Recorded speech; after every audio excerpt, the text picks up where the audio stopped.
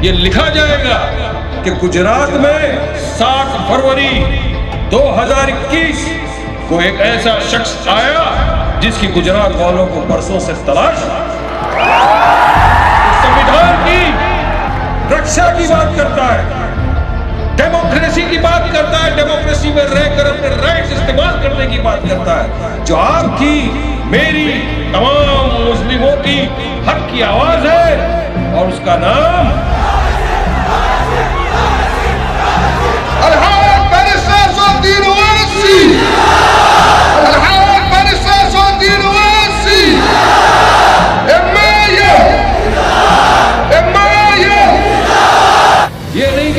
मुसलमान की आवाज में, हम मुसलमान की आवाज तो थे हैं और रहेंगे, मगर इंशाअल्लाह हम पूरे के पूरे वंचित की आवाज बनकर पूरे देश में घूमना चाहते हैं।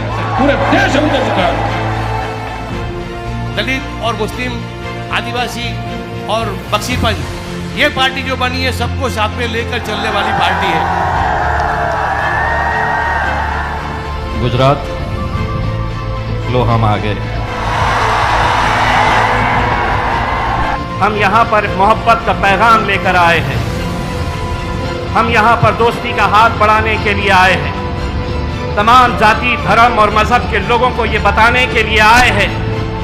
यहाँ मजलिस इत्तेहादुल मुस्लिमीन मुसलमानों के मुद्दे उठाती है, लेकिन हम हमारे हिंदू भाइयों की भी उतनी ही इज्जत करते हैं। और हाँ, हम गूंगे मुक्के बहरों की जमात नहीं है। इस मुल्क में अगर कश्मीर से कन्याकुमारी तक अगर हमारे नौजवानों को किसी ने यह सिखाया है कि अगर इस मुल्क में जीना है तो सीना चौड़ा करके, सर ऊंचा करके चलना सीखो, अगर यह सीख किसी ने दी है तो मेरे खायद बैरिस्टर असदुद्दीन ओवैसी साहब ने दी है। ये 30 उम्मीदवार हमारे जो खड़े हुए हैं, इनके चेहरों के अंदर ये देखिएगा, कौन क्या है मैं नहीं जानता हूँ, किसे मैं पहचानता नहीं हूँ, लेकिन हर शख्स के अंदर तुमको असदुद्दीन ओवैसी साहब देखना है और अपनी मोहर असदुद्दीन ओवैसी साहब को लगाना है।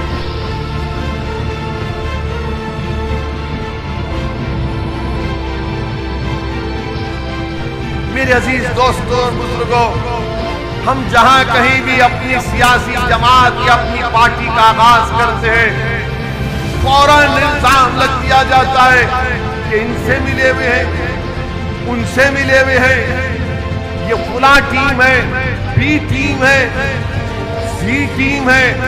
अरे दीवानों, याद रखो, दुनिया में कोई अभी तक पैदा नहीं हुआ जो पैसे की बुनियाद पर रसूलुल्लाह सल्लल्लाहु अलैहि वसल्लम के गुलामों के गुलाम और दरे मोहम्मद सल्लल्लाहु अलैहि वसल्लम के कुत्ते को कोई खरीद सके।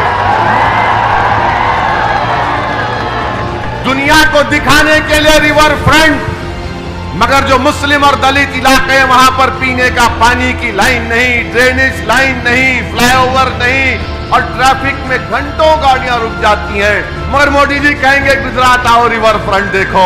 हम आपसे कहेंगे आओ हमारे घर को देखो, हमारे इलाकों को देखो जहां पर दलित और मुसलमान बसते हैं। और हम आपसे वादा कर रहे हैं कि जिताओ मजलिस के 11 कारपोरेटर को, इंशाअल्लाह ताला रिवर फ्रंट की तरह आपके महल्लों में तरक्की के काम कराएंगे। और अगर काम नहीं होगा और अगर सरकार काम नहीं करेगी तो असदुद्दीन ओवैसी आकर अहमदाबाद में धरना देगा, सत्याग्रह करेगा। ये गांधी की सरजमीन है। अहमदाबाद की रोड पर आकर मैं खुद बैठूंगा तुम्हारे साथ। 18 भारत के सेना के लोग शहीद हो गए। प्रधानमंत्री, अगर 56 इंच का सीना है तो चीन को सबक सिखाना था। मोदी जी दिखाइए ना। तो मोदी जी अपनी जबान से वजीर आजम चाइना का नाम नहीं ले। जिस मुल्क का नाम हमारा वजीर आजम लेने से डरता है, हम कह रहे हैं कि चीन चाइना की पीएलए भारत की 1000 स्क्वायर किलोमीटर पर कब्जा करके बैठी हुई है। प्रधानमंत्री अपनी जबान से चाइना का नाम लो। क्यों नहीं बोलते तुम ये बात? बताओ हमको, हम क्यों बोले, तुम क्यों नहीं बोलते? तुम्हारी जबानें क्यों रुकी हुई हैं, बताओ।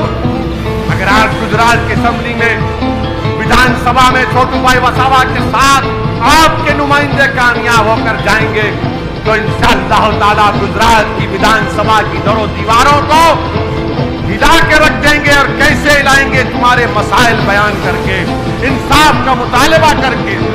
सिर्फ मुझे हिम्मत दिलाओ और देखो ये दीवाना पूरे मुल्क में फिरेगा, आपकी बात करेगा।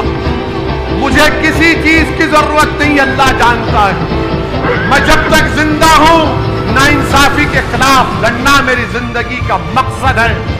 मजलूमों का साथ देना मेरे जिंदगी का नज़्मुल ऐन है। इंसाफ के लिए लड़ना, यही लड़ते लड़ते चला जाऊंगा, क्योंकि अल्लाह मुझे बहुत कुछ दिया है। मगर जब ये नाइंसाफियों को देखता हूं, तकलीफ होती है, दिलमिलाहट महसूस करता हूं, गुस्सा आता है। मगर मेरे अजीज दोस्तों और बुजुर्गों, अब इस गुस्से को जमहूरी तरीके से हमको अपने मुकद्दर के फैसले करना पड़ेगा। मजलिस का साथ दीजिए, बटन के निशान पर बटन दबाइए और 21 तारीख के दिन नौजवानों बटन के लेकर खींच मारते हुए जाना हर चीज को। कोई इंशाअल्लाह ताला आपकी ताकत, आपके जज्बे के खिलाफ कोई सामने नहीं करेगा। शुक्रिया। वाखिर दावा अल्हम्दुलिल्लाहि रब्बिल आलमीन।